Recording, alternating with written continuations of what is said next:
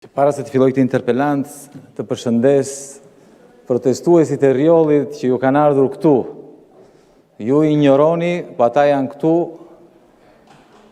për të treguar që nuk ndalen. Duhet ta keni të qartë që pronën nuk ua ka marrë vetëm Bashkimulaj. Pronën ua kanë marrë këtu në këtë parlament, kjo qeveri. Dhe kjo është arsyeja se kam kërkuar këtë interpelancë, zonja zëvendës kryeministre.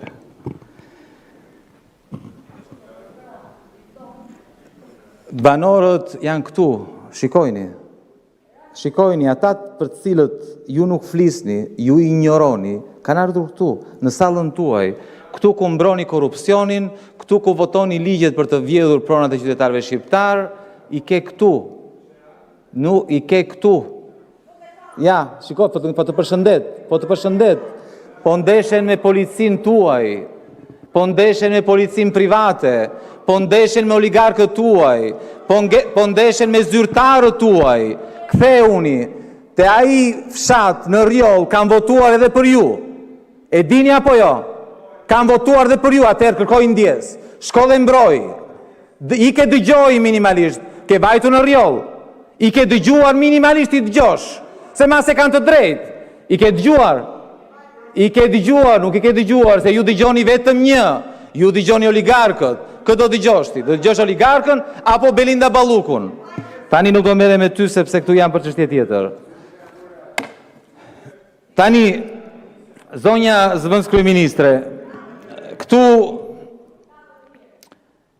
banorët e rjollit kanë mbi 100 ditë që protestojnë.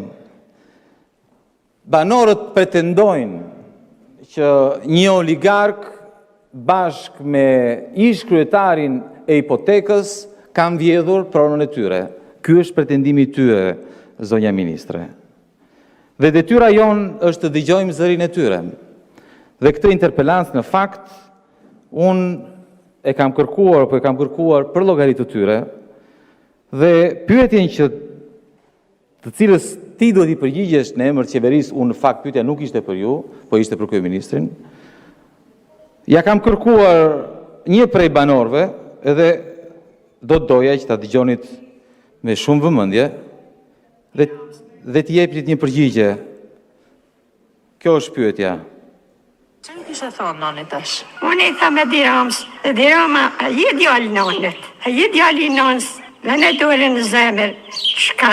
Na fermoste, na batë kështu, na lejove grabicin, na marë tokën, që na fiku, na qitë rrugë pave, dhe në dorën zemër, në gjithë Belinën, si ka fermosat, Belina Ballukun, a ka u loda, a ka menua në i fije gjohë, se qa po bënë për këtë drobnim, ja u marë tonë, jo me thonë, ja u lani fije, kam pas 2 bache, aty se kam punu 40 vjetë, aty e kam derdisën, me gjakten, ja me familje malajve, jeshtu na ke bëngë, dhe në dorën zemër, e shpirti. Çfarë kisha thonë noni tash? Pyetja është shumë e thjeshtë. Po ti lëm, ç'a të bëjmë? Ti lëm vetëm të pambrojtur. Ti lëm ndërkohë që kjo qeveri ju vjedh pronat. Tani zonja zëvendës kryeministre, nuk kërkon shumë kjo zonja, kjo e moshuara, nuk kërkon shumë. Kërkon thjesht që të vini dorën në zemër dhe t'i garantoni pronën, mos t'i vidhni pronën. Ju pyet, keni prindër, s'keni prindër, keni fëmijë, s'keni fëmijë. Si mundeni, thot, si mundeni na nxirrni, na merrni pronën në këtë farë mënyre? Nuk ju kërkon shumë, nuk ju kërkon as rritë e pensioni, nuk ju kërkon as ujë, as drita, as të krijoni kushte që fëmijët e saj të jetojnë në Shqipëri. Ju kërkon thjesht mos t'i merrni pronën, mos t'i vidhni pronën. Kaq. Shumë e thjesht. Tani, hajdeni këtu edhe jepini përgjigje jo mua. Jepini përgjigje kësaj zonjës së moshuar. Dhe ju lutem, mos filloni me jo vendimi i gjykatës, jo po ata janë mashtrusa, dakord, të lutem, mos filloni me këto broçkulla, sepse nuk ju beson njeri. Dhe tjetra pastaj, që keni hapur krahun, mos hajde na thuajt lutem që ne jemi kundër biznesit, që ata nuk duan që të ketë zhvillim, se duan të jetojnë në varfëri, ata duan thjesht që nëse zhvillohet prona e tyre, të përfitojnë dhe ata. Është shumë e thjesht. Por në fundit pyetja është për ju, se ka ndërguar juve këtu, po ju theni të vërtetën, nuk kurse u pyet njëri. Pronën e ka marrë shefi juaj, bashkë me shefi zyrtar dhe shefi jo zyrtar. E dini shumë mirë se kush shefi jo zyrtar juaj, është Belinda Balluku që ka vendosur aty, dhe qartësisht ju tani do vini këtu dhe do thoni që ka një vendim gjykate. Vjen keq. Banorët janë mashtrus, sepse ka thënë i madhi, gjithë kjo zonja këtu, ka thënë kryeministri i madh, ka thënë kjo zonja, kjo e moshuar është i mashtruse. Të lutem, mos ul në të njëjtin nivelet e tij, mbaj veten dhe hajde e përgjigje zonjës. Në mbështetjet në 96.5 rregullore, zonja Koçiu, keni fjalën 20 minuta.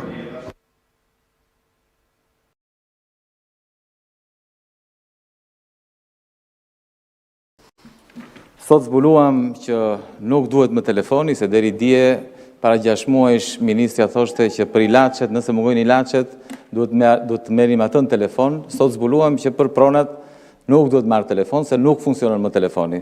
Kështu, ky ishte njoftimi që bëri sot zonja ministre. Tani, e vërteta është shumë ndryshe, zonja ministre. Thatë, është e lehtë të bësh politik me dhunë, jo zonja ministre. Nuk është fare lehtë. E lehtë është të jesh nga anë oligarkëve. E lehtë është të jesh nga anë të fortëve. Kurse të protestosh për pronën tënde, nuk është fare lehtë, është shumë e vështirë. Ajo zonja, nëna e një fëmije të vogël që shikoni atje, shikoni zonja ministre, lëni telefonin, zonja ministre, me vëmendje, lëni telefonin, shikoni se kanë ardhur aty. Ajo zonja atje ka lënë gjithçka. Kishte ikur në Itali, sepse këtu e kishte bërë jetën të pamundur. Është thyer nga Italia, ka lënë gjithçka, ka një fëmijë të vogël. Dhe dele proteston çdo ditë, dhe ti thua tani, është e lehtë të protestosh. Jo, nuk është fare lehtë, po ju nuk e dini se çfarë është, se ju jeni me të fortët, siç e thash. Tani, ndërkohë që po dëgjoja, thash me vete, ajo moshuara që u bëri pyetjen, ndërkohë sigurisht ju ka dëgjuar, dhe ndërkohë që dëgjonte shteti modern, gjykata, turizmi, Shqipëria nuk mund të mbetet pas. Thot, ç'a thot kjo? Ajo zonja ka jetuar aty në atë tokë. Fëmijët e saj kanë lindur aty, janë rritur aty. Burri i saj, familja e burrit të saj, ka jetuar aty prej shekujsh. Dhe ti vini thua, jo, agron, i thua saj, nuk mund vetemi pasne, duket si fjalimet e kohës komunizmit. Nuk mund të mbetemi pas. Po çfarë do të mbetesh më shumë pas e kaq? Ke një fshat të tërë që proteston, dhe nga ana tjetër ke një oligark, dhe një ish drejtor të hipotekës që ka marrë 150 hektar, dhe i ka hedhur në emrin e vet. Dhe vina tregon broçkulla tani na thua, nuk mund të mbetet Shqipëria pas. Prandaj tham, me që ju nuk dini, po e ndan kryeministri me oligarkun dhe fillon e investojnë, marrin dhe paratë e krimit dhe çojnë Shqipërinë përpara. Skandal. Si mund të tallen në këtë farë mënyre njërë? Tani, zonja ministre, ose zvëns kryeministre, se e rritur në detyrë, unë ju ftoj për një moment, jo vetëm juve, po të gjithë edhe bëjeni një, mundoni, se dhe mund t'ja dilni. Por imagjinoni të jeni për një moment në vend të një prej atyre. Imagjinoni për një moment. Një ditë bukur, pasi u kanë mohuar të drejtën e pronës 10 vite në përgjykata, duke kërkuar të drejtën e pronës, duke kërkuar një certifikat pronësie, veni dhe shikoni që po ndërtoj në pronën tuaj. Ti e pronar dhe vete shikojnë që në pronën tënde dikush tjetër po ndërton. Dhe ti s'di çfarë të bësh. Dhe vetëm gjë që ka mbetur është të protestosh. Se çfarë mund të bësh? Çfarë mund të bësh? Pastaj merr vesh, kush po ndërton? Po ndërton një oligark bashkë me ish drejtorin e hipotekës. Ti çfarë do mendoje, zonja kryeministër? Çfarë do mendoje ti? Duhet mendojmë për Shqipërinë? Nuk do të vinte pak inat? Nuk do të thoshe po prit ose është prona ime? Nuk do protestoje? Me ju e kam. Lëre një sekond telefonin s'u bën nami, se 5 minuta vini këtu drejt ta marri. Mbetë telefon. Respektoni Pika B, pika C. Po atë pikën e ke para atë pikën e vogël, sa është bërë? Po si o vinë talë e shumë në të farë mënyre njërë? E kuptove për cilën pikë, kalon në njërë aty e shikon, ishte park kombëtar ajo pika aty. Vini në fizi për pika që su bje njërë. Kini vjedhur shqiptarët, për 35 vjetë jeni pasuruar, dhe vini në thua tani, për gjitha ta qytetar, pika A, pika B që dëshirojnë të marri një pronë, dëshirojnë. Ti do plotësosh dëshirat? Do i plotësosh ti dëshirat? Me pikat e tua? Me këtë ligj skandalos, korruptiv, që keni bërë për të vjedhur? Për cilat dëshira po fleta? Po Luçanën e ke parë? Luçanën ka një dëshirë, Luçana. Mos i rëmbet prona. Pse s'ja plotëson dëshirën asaj? Ti që plotëson dëshira, që ju pas keni bërë ligjin paketa e maleve për plotësuar dëshira. Pse s'ja plotëson dëshirën? Po ai djali në theth, që e larguan nga prona e ti, se kishte bërë një lokal të vogël i shkreti. Pse s'ja plotëson dëshirën ati? Për çfarë dëshira flet njerë? Si guxon e vjen këtu për dëshira? Dëshirat e tua po janë plotësuar. Po, se more pushtet, para, prona pa fund. Ti, të gjithë ju, në këto 35 vjetë, vjen nga flet për dëshira. Ti do plotësosh dëshirat. Vajte u mundove bëre ligjin pika 1, pika 2, pika 3 për plotësuar dëshirat e qytetarëve. S'na barkun tani, se s'ka lezet. Nuk ka lezet.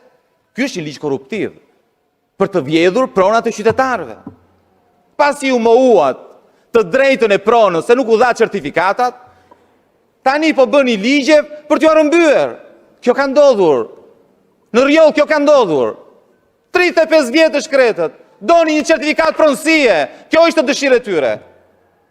Dhe ju ja mohuat. Pse? Po se ju do ta merrnit me ushtarin tuaj, me ulajn, me ish drejtorin e hipotekës, dhe vinë këtu e na flet për dëshira. Qa përthuar? Ke pirti para se i vjen këtu? Qa bënë?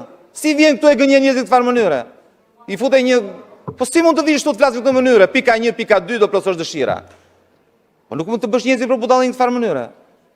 Dhe ti nuk e kupton, dhe ju nuk e kuptoni, që kjo që po ndodh në Shqipëri, janë të rinj dhe të reja që nuk gënjen më me pika 1, pika 2 dhe pika 3, me ministrin që do vi do plotësoj dëshirat e shqiptarëve. Kush ju beson më ju? Si mund t'ju besojnë? Kjo qeveri mblodhi qeverin dhe shpalli investor strategjik bashortin e ministres. Si mund t'ju besojnë më ju? Ju vajtën në theth, prishët gjithë shka për të hapur, për të krijuar hapësira për projekte tuaja, për prona tuaja. Sa vila ke, zoti ministër? Na e thuaj pak. Sa vila ke? Sa prona ke?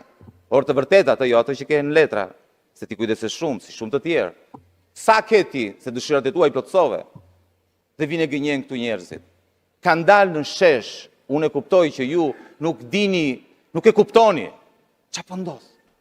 Çfarë është kjo? Ka të bëj me mjedisin? Ka të bëj me pronën? Ka të bëj me dhunën? Jeni të shokuar. Ne jemi këtu, ju jeni këtu, po ju allin tani e keni tek ata, si t'ja bëni? Si t'ja bëni të mbyllni protestën, t'i mbyllni gojën? Sepse nuk ju besojnë, nuk besojnë në broshkullat tuaja. Sepse kanë një ëndër, ata janë të rinj, janë entuziast, kanë besim,